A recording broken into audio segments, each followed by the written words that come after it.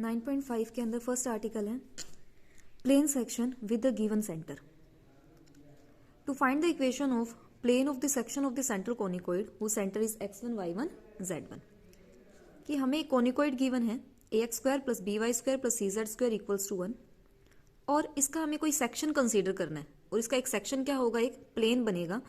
हमें इस प्लेन की इक्वेशन फाइंड आउट करनी है और इस प्लेन का सेंटर क्या दे रखा है x1 y1 z1। तो ये थ्योरम या तो इस वे से पूछी जा सकती है या दूसरा वे क्या है, to find the locus of the chords of the conicoid which are bisected at the point, कि कोई कोनिकोइड है, इसमें आपको एक पॉइंट गिवन है कि x1 y1 z1, इस पॉइंट में से पास करने वाली जो कोड इस पे बाइसेक्ट हो रही है उन सभी कोड्स का आपको क्या फाइंड आउट करना है, लोक्स। तो मान लेते हैं ये गिवन कोनिकोइड है ax square plus by square plus cz square is equal to 1 और ये पॉइंट हमें गिवन है x1 y1 z1। तो इस पॉइंट में से पास करने वाली वो कोड जो इस पे बाइसेक्ट हो रही है, मतलब ये कोड ड्रॉ करी मैंने और ये इस पॉइंट पे क्या कर रही है, बाइसेक्ट हो रही है।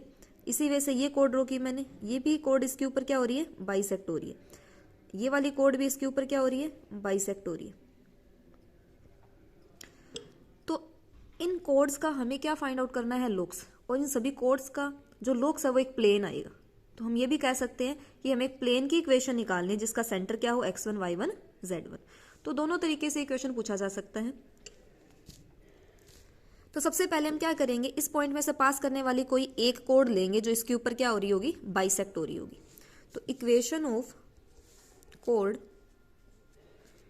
Through point x1 y1 z1 having direction ratios L M N is x minus x1 upon में L is equal to y minus y1 upon में M is equal to z minus z1 upon में M।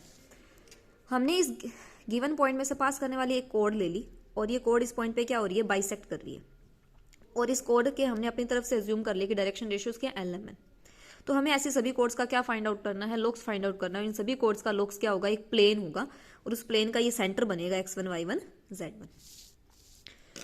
तो इससे मैं क्या कर लेती हूँ, इक्वल ले लेती हूँ r के इक्वल। तो यहां से x की वैल्यू क्या आएगी, LR प्लस x1, y की वैल्यू आएगी MR प्लस y1 और z की वैल्यू आएगी NR प्लस z1। तो ये x y z क्या बता रहे हैं, जो भी हमने कोड कंसीडर करी है उस कोड के ऊपर जितने भी पॉइंट्स होंगे उनके कोऑर्डिनेट्स यहाँ से मिल जाएंगे हमें अलग अलग r की वैल्यू के लिए। r की किसी वैल्यू के लिए हमें जैसे ये पॉइंट मिल जाएगा, r की दूसरी वैल्यू के लिए ये पॉइंट मिल जाएगा। तो r की किसी ना किसी एक वैल्यू के लिए ये पॉइंट भी मिलेगा हमें और ये वाला पॉइंट भी। तो r की कोई दो वैल्यूज के लिए हमें क्या मिलेंगे, दो पॉइंट्स इस कोनिकोइड के ऊपर भी मिलेंगे। तो यहाँ पे क्या होगा, मतलब r की कोई पर्टिकुलर वैल्यू ऐसी जरूर होगी ना, दो पर्टिकुलर वैल्यूज ऐसी जरूर होंगी जो कोनिकोइड के ऊपर भी मिलेंगी और वो कोनिकोइड की इक्वेशन को क्या करेंगी, सेटिस्फाई। तो किसी r के लिए हमें इस पॉइंट का कोऑर्डिनेट मिल जाएगा और ये पॉइंट कोनिकोइड के ऊपर है तो इस कोनिकोइड की इक्वेशन को सेटिस्फाई करेगा। तो कोनिकोइड की इक्वेशन क्या हो जाएगी, a इंटू में LR प्लस x1 का whole square plus b into में MR प्लस y1 का whole square plus c into में NR प्लस z1 का होल स्क्वायर इक्वल्स टू 1। तो इसे मैं होल स्क्वायर को एक्सपेंड करूंगी, ऐसे मल्टीप्लाई करूंगी तो यहाँ पे r स्क्वायर कॉमन लूंगी मैं, तो ब्रैकेट में वैल्यू मुझे मिलेगी AL square plus BM square plus CM square plus 2R into में AL x1 plus BM y1 plus CN z1 plus AX1 square plus BY1 square plus CZ1 square minus equal to 0। तो यहाँ से हमें R की कितनी values मिलेंगी, दो values मिलेंगी। क्यों, क्योंकि हमें r की दो वैल्यूज के लिए दो पॉइंट इस कोनिकोइड के ऊपर मिलेंगे ना, तो इस कोड के दो पॉइंट तो इस कोनिकोइड के ऊपर मिलेंगे, इसलिए r की दो वैल्यूज मिलेंगी। पर एक चीज ध्यान में रखनी है कि जैसे कि मान लो मैंने ये कोड कंसीडर करी और ये कोड इस x1 y1 z1 पे क्या हो रही है, बाइसेक्ट हो रही है। तो इसका मतलब ये दोनों पॉइंट एक दूसरे के क्या होंगे, बिल्कुल इक्वल एंड अपोजिट होंगे, कि जितने डिस्टेंस पे ये एक पॉइंट होगा कोनिकोइड के ऊपर उतनी डिस्टेंस पे ये दूसरा पॉइंट होगा कोनिकोइड के ऊपर। मीन यहाँ पे जो ये r की दो वैल्यूज के लिए आर की कोई दो वैल्यूज के लिए ये 2 पॉइंट्स हमें मिलने वाले थे और ये दोनों एक दूसरे के क्या होंगे, इक्वल एंड अपोजिट। तो आर की दोनों वैल्यूज यहाँ पे क्या होंगी, इक्वल एंड अपोजिट। और अगर आर की दोनों वैल्यूज इक्वल एंड अपोजिट, ये दोनों वैल्यूज इस इक्वेशन के क्या होंगे, रूट्स होंगे। तो दोनों रूट्स अगर इक्वल एंड अपोजिट है तो सम ऑफ रूट्स क्या हो जाता है, जीरो हो जाता है। सम ऑफ रूट्स जीरो हो जाएगा और सम ऑफ रूट्स का फॉर्मूला क्या होता है, minus B by A equal to zero, quadratic equation में। तो बी की वैल्यू जीरो, बी क्या होगा यहाँ पे, आर का कोफिशिएंट, और आर का कोफिशिएंट क्या है, 2 इंटू में a l x one plus b m y one plus c n z one is equal to zero. तो 2 तो जीरो हो नहीं सकता, तो इसका मतलब a l x one plus b m y one plus c n z one equal to zero. तो ये तो एक कोड के लिए हमने ये रिलेशन ड्राइव किया है। इसी वजह से दूसरी कोड ले लेते तो सभी के लिए रिलेशन ड्राइव हो जाता। पर यहाँ पे हमने क्या किया था, एल एम एन अपनी तरफ से डायरेक्शन रेशियोज कंसीडर किए थे, तो हमें इन्हें रिप्लेस करना पड़ेगा।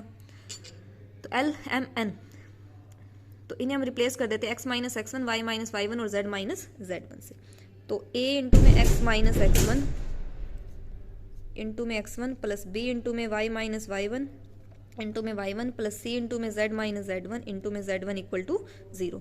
तो सोल्व करेंगे तो वैल्यू मिलेगी मुझे a x x one plus b y y one plus c z z one minus 1, और जो माइनस में वैल्यू होगी वो दूसरी तरफ लेके जाएंगे तो a x1 square plus b y one square plus c z one square minus 1।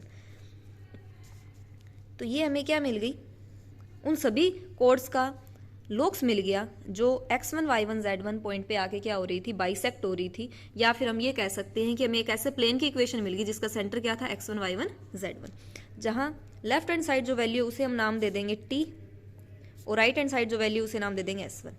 t तो एक तरह से क्या हो गया, जो भी हमारे पास में कोनिकोइड था उसके x1 y1 z1 पे टेंजेंट की इक्वेशन जैसा ये आ रहा है तो इसे t नाम दे दिया। और ये s1 कैसे आएगा, जो भी कोनिकोइड की इक्वेशन थी वहाँ पे एक्स वाई जेड की जगह अगर हम x1 y1 z1 पुट कर देंगे तो s1 मिल जाएगा। तो ये क्या होगी, इक्वेशन ऑफ लॉग्स ऑफ कोड ऑफ कोनिकोइड।